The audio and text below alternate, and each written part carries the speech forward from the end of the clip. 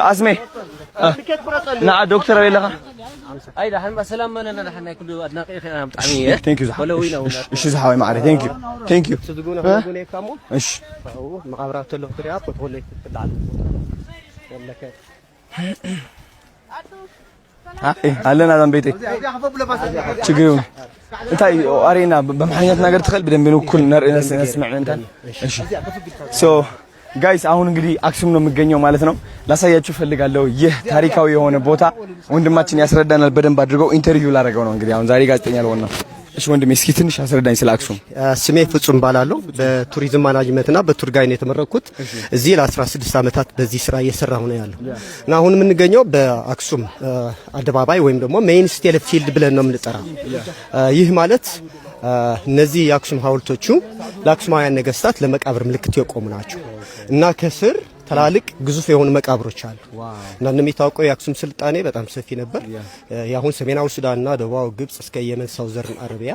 በንግድም በጣም የተካኑ ህዝቦች ነበሩ አክሱማውያን ከዚህ ልክ እንደ እጣን ቅመማ ቅመም የዝሆን ጥርስ ሜን ኤክስፖርታቸው ከዚህ ወደ ሜዲትራኒያን የህንድ ውቅያኖስ ወደ ኢስታንቡል ቱርኪ እንደሚወስዱ እንደሚላውጥ እንደነበርና አስፈላጊ የሚባል እቃዎች ደግሞ እንደሚያስገቡ እንደነበሩ በተደረገው አርኪኦሎጂካል ቁፋሮ ሙዚየም ስላለን ውስጥ ገብተህ ታያቸዋለህ እና አላማቸው የመቃብር ምልክቶች ናቸው ሁለተኛ ለአክሱማውያን የነበራቸው የምህንድስና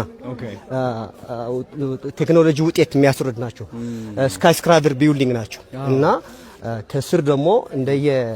13 መስኮት አለው ከስር 13 መቃብሮች አሉ በአለማችን ግዙፉን ሐውልት የሚባለው ይሄን የወደቀው ሐውልት ነው እና 33 ሜትር ቁመት አለው 520 ቶን ክብደት ይመዘናል እና እነዚህ ድንጋዮቹ ግራናይት ናቸው ግራናይት በጣም ጠንካራ በቀላሉ ሊሰባበር ሊሸራርፍ ማይችል አይነት ድንጋይ እና የተጓጓዙት ከዚህ 6-7 ኪሎ ሜትር ነው ጥያቄው ግን ምንድነው እንዴት ናቸው የተጓጓዙት እንዴት አድርጎ ነው ያቆሙት በምን አይነት ማቴሪያሎች ናቸው የተፈለፈሉት ለሚለው ጥያቄ እስካሁን መልስ የለም እና የአክሱም ስልጣኔ እስካሁን የተጠናው